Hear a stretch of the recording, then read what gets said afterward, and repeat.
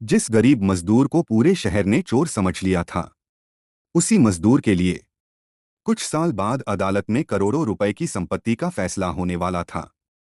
और जैसे ही जज ने उसका नाम पुकारा, पूरा कोर्ट रूम खड़ा हो गया, क्योंकि जिस इंसान को कभी पुलिस हथकड़ी लगाकर ले गई थी, आज वही अरबों की विरासत का असली वारिस साबित होने वाला था। यह कहानी है करण की। करण एक गरीब दिहाड़ी मजदूर था। सुबह से शाम तक ईंटें उठाता, तब जाकर उसके घर का चूल्हा जलता था। उसकी बूढ़ी माँ बीमार रहती थी और छोटी बहन की पढ़ाई की जिम्मेदारी भी उसी पर थी। गरीबी थी, लेकिन ईमानदारी उसकी सबसे बड़ी दौलत थी। एक दिन शहर के सबसे बड़े उद्योगपति धर्मवीर सिंघानिया की हवेली में करोड़ों रुपए के हीरे चोरी हो गए। पूरे शहर में हड़कंप मच गया। पुलिस हर संदिग्ध की तलाश कर रही थी। उसी दिन करण मजदूरी करने पहली बार उसी हवेली में पहुंचा था। किसी ने उसे ठीक से देखा भी नहीं था, लेकिन शाम होते होते चोरी का पूरा इल्जाम उसी पर लगा दिया गया। पुलिस बिना पूरी जांच किए करण के घर पहुंच गई। उसकी बूढ़ी मां हाथ जोड़कर रोती रही, मेरा बेटा चोर नहीं है साहब। लेकिन किसी ने उसकी एक नहीं सुनी। करण को हथकड़ी पहनाकर पूरे मोहल्ले के सामने पुलिस जीप में बैठा दिया गया। जाते जाते करण सिर्फ एक बात कह पाया, मैंने चोरी नहीं की है। एक दिन सच खुद सबके सामने आएगा। लेकिन उसे बिल्कुल भी अंदाजा नहीं था कि यह झूठा आरोप उसे सीधे उस रहस्य तक ले जाएगा जहां करोड़ों की नहीं, अरबों की विरासत उसका इंतजार कर रही थी। करण को पुलिस सीधे थाने ले गई। पूरी रात उससे पूछताछ होती रही। हर बार उससे एक ही सवाल पूछा जाता, हीरे कहाँ छिपाए हैं? लेकिन करण का जवाब हर बार एक ही था, मैंने कोई चोरी नहीं की। कोई उसकी बात सुनने को तैयार नहीं था। अगली सुबह उसे अदालत में पेश किया गया। पुलिस ने अदालत से उसकी न्यायिक हिरासत की मांग की। जज ने सबूत देखे जो सिर्फ शक पर आधारित थे। करण को 14 दिन की जेल भेज दिया गया। उधर उसकी बूढ़ी माँ बेटे की बेगुनाही साबित करने के लिए हर दरवाजे पर गई, लेकिन गरीब की बात सुनने वाला कोई नहीं था। इसी बीच शहर के मशहूर वरिष्ठ वकील आदित्य मेहरा की नज़र इस केस पर पड़ी। उन्हें पुलिस की कहानी में कई बड़ी कमियां दिखाई दीं। उन्होंने बिना कोई फीस लिए करण का केस लड़ने का फैसला किया। जब आदित्य पहली बार जेल में करण से मिलने पहुंचे, तो उन्होंने सिर्फ एक सवाल पूछा, अगर तुम निर्दोष हो तो सच बताने से कभी मत डरना। करण ने अपनी पूरी कहानी बता दी। आदित्य ने उसकी आंखों में देखा और उन्हें यकीन हो गया कि यह लड़का झूठ नहीं बोल रहा। उधर धर्मवीर सिंघानिया की तबीयत अचानक बिगड़ गई। अस्पताल में भर्ती होने से पहले उन्होंने अपने पुराने वकील को बुलाया और कांपते हाथों से एक सीलबंद फाइल उन्हें सौंपते हुए कहा, अगर मुझे कुछ हो जाए तो यह फाइल सिर्फ अदालत में ही खोलना। 2 दिन बाद पूरे शहर में एक खबर आग की तरह फैल गई। उद्योगपति धर्मवीर सिंघानिया का निधन हो गया। लेकिन किसी को नहीं पता था कि उनकी छोड़ी हुई वही सीलबंद फाइल करण की पूरी जिंदगी बदलने वाली थी। धर्मवीर सिंघानिया के अंतिम संस्कार के बाद पूरे शहर की नज़र उनकी अरबों रुपए की संपत्ति पर थी। रिश्तेदार, बिजनेस पार्टनर और दूर दूर के लोग, सबको इंतजार था कि आखिर इतनी बड़ी दौलत किसे मिलेगी। उधर करण अभी भी जेल की सलाखों के पीछे था। उसे समझ नहीं आ रहा था कि आखिर उसकी किस्मत उसे कहां ले जा रही है। 3 दिन बाद जिला अदालत में धर्मवीर सिंघानिया की वसीयत खोले जाने की तारीख तय हुई। पूरा कोर्ट मीडिया से भरा हुआ था। टीवी चैनलों की लाइव कवरेज चल रही थी। धर्मवीर के परिवार के सभी सदस्य मौजूद थे। तभी सीनियर वकील आदित्य मेहरा अचानक खड़े हुए और बोले, माननीय न्यायालय, इस वसीयत में जिस व्यक्ति का नाम सबसे पहले लिखा है वह इस समय जेल में बंद है। जब तक उसे अदालत में नहीं लाया जाएगा, वसीयत नहीं पढ़ी जा सकती। पूरे कोर्ट में खामोशी छा गई। जज ने तुरंत आदेश दिया, करण को तुरंत अदालत में पेश किया जाए। करीब 1 घंटे बाद करण हथकड़ी पहने कोर्ट में लाया गया। उसे देखकर लोग फुसफुसाने लगे, यही है वो चोर। करण सिर झुकाकर खड़ा रहा। तभी सीलबंद वसीयत खोली गई।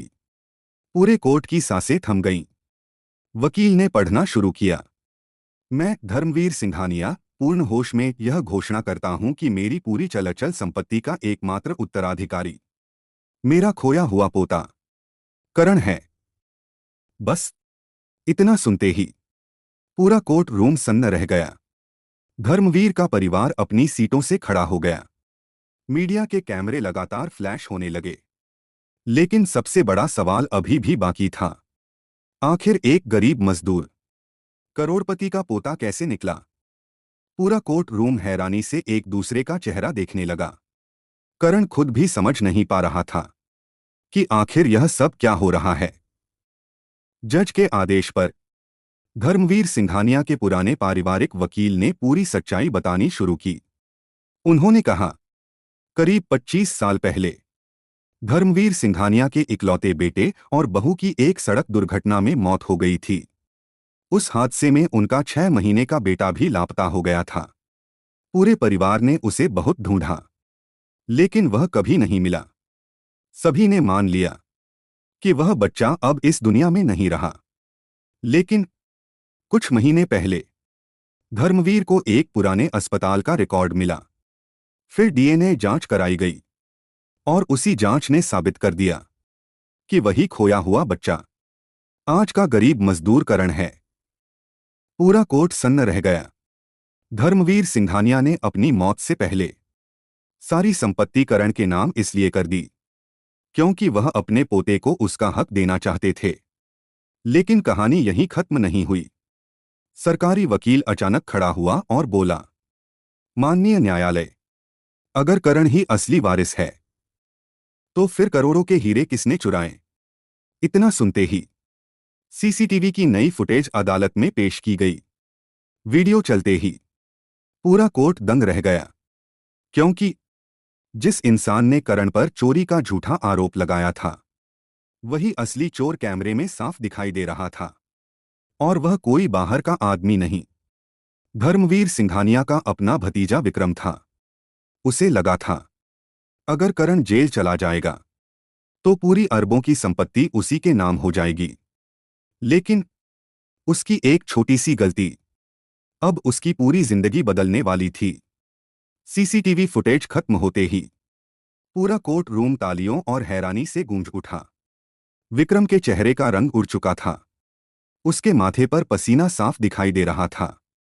सरकारी वकील ने अदालत के सामने बैंक रिकॉर्ड, फोन कॉल और चोरी किए गए हीरों की बरामदगी की पूरी रिपोर्ट पेश कर दी। अब विक्रम के पास बचने का कोई रास्ता नहीं था। कुछ ही मिनटों में उसने अपना अपराध स्वीकार कर लिया। वह रोते हुए बोला, हाँ, मैंने ही चोरी करवाई थी। मुझे डर था अगर करण वापस आ गया तो पूरी संपत्ति उससे मिल जाएगी। इसलिए मैंने उसे चोर साबित करके हमेशा के लिए रास्ते से हटाना चाहा। यह सुनते ही करण की बूढ़ी मां फूट फूट कर रोने लगी। उसे आज अपने बेटे की बेगुनाही मिल चुकी थी। जज ने अपना फैसला सुनाते हुए कहा, अदालत के सामने यह सिद्ध हो चुका है कि करण निर्दोष है। उस पर लगाया गया चोरी का आरोप पूरी तरह झूठा था। उसे तुरंत सम्मान के साथ रिहा किया जाता है। इसके बाद जज ने विक्रम को चोरी, साजिश और झूठे सबूत बनाने के अपराध में कड़ी सजा सुनाई। पूरा कोर्ट रूम खड़ा होकर करण के लिए तालियां बजाने लगा। लेकिन सबसे भावुक पल अभी बाकी था। धर्मवीर सिंघानिया के पुराने वकील करण के पास आए और कांपते हाथों से उसके दादा की आखिरी चिट्ठी उसे दी। चिट्ठी में लिखा था, बेटा, अगर तुम यह पत्र पढ़ रहे हो तो इसका मतलब मैं इस दुनिया में नहीं हूं। मैं तुम्हें बचपन में खो बैठा, लेकिन भगवान ने मुझे मरने से पहले तुम्हें पहचानने का मौका दे दिया। मुझे माफ कर देना कि मैं तुम्हें अपने सीने से नहीं लगा सका। मेरी सारी दौलत तुम्हारी है, लेकिन मुझे भरोसा है तुम इसकी सबसे बड़ी कीमत इंसानियत से चुकाओगे। चिट्ठी पढ़ते पढ़ते करण की आंखों से आंसू बहने लगे। उसे दौलत मिलने की खुशी नहीं थी, दर्द इस बात का था कि वह अपने दादा से एक बार भी मिल नहीं पाया। लेकिन उसी दिन उसने एक ऐसा फैसला लिया जिसने पूरे देश का दिल जीत लिया। करण ने अपने आंसू पोंछे और अदालत के बीचों बीच खड़े होकर एक ऐसा फैसला सुनाया जिसकी किसी ने कल्पना भी नहीं की थी। उसने जज से कहा, माननीय न्यायालय, मुझे दादाजी की संपत्ति मिल गई, लेकिन मैं नहीं चाहता कि यह दौलत सिर्फ मेरे नाम तक सीमित रहे। पूरा कोर्ट रूम उसकी तरफ देखने लगा। करण ने आगे कहा, मैं इस संपत्ति का बड़ा हिस्सा उन अनाथ बच्चों, गरीब मजदूरों और बुजुर्गों के लिए समर्पित करता हूं जिनके पास आज भी अपना कोई नहीं है। यह सुनते ही पूरे कोर्ट रूम में तालियों की गड़गड़ाहट गूंज उठी। मीडिया के कैमरे लगातार फ्लैश करने लगे। अगले ही महीने करण ने अपने दादा के नाम पर एक ट्रस्ट बनाया। हजारों गरीब बच्चों की पढ़ाई का पूरा खर्च उठाया गया। मजदूरों के लिए मुफ्त अस्पताल खोले गए। अनाथ बच्चों के लिए आधुनिक आश्रम बनाए गए। वह हर महीने खुद वहां जाता, बच्चों के साथ बैठकर खाना खाता और उन्हें सिर्फ एक बात कहता, गरीबी कभी आपकी पहचान नहीं होती, आपकी मेहनत ही आपकी असली पहचान होती है। कुछ महीनों बाद उसी शहर में एक भव्य समारोह रखा गया जहां कभी करण को चोर कहकर हथकड़ी पहनाई गई थी। आज उसी मंच पर उसे एक शहर का गौरव सम्मान दिया जा रहा था। जिला जज ने मंच से कहा, इस युवक ने साबित कर दिया कि इंसान की पहचान उसके अतीत से नहीं, उसके चरित्र से होती है। पूरा हॉल खड़े होकर तालियां बजाने लगा। भीड़ में बैठी करण की बूढ़ी मां आंखों में आंसू लिए बस अपने बेटे को देख रही थी। वह बोली, मुझे पता था, मेरा बेटा चोर नहीं हो सकता। करण मंच से नीचे उतरा और सबसे पहले अपनी मां के चरणों में झुक गया। उसने कहा, आज जो कुछ भी हूं, आपकी दुआओं की वजह से हूं। कुछ समय बाद धर्मवीर सिंघानिया की हवेली के मुख्य द्वार पर एक पत्थर लगाया गया जिस पर सुनहरे अक्षरों में लिखा था, दौलत विरासत में मिल सकती है, लेकिन सम्मान सिर्फ ईमानदारी और अच्छे कर्मों से कमाया जाता है। उस पत्थर को पढ़ने वाला हर व्यक्ति एक पल के लिए जरूर रुकता था, क्योंकि जिस मजदूर को कभी पूरे शहर ने चोर समझकर जेल भेज दिया था, वही अपनी ईमानदारी, अपनी इंसानियत और अपने चरित्र की वजह से करोड़ों दिलों का सबसे बड़ा वारिस बन चुका था। समाप्त।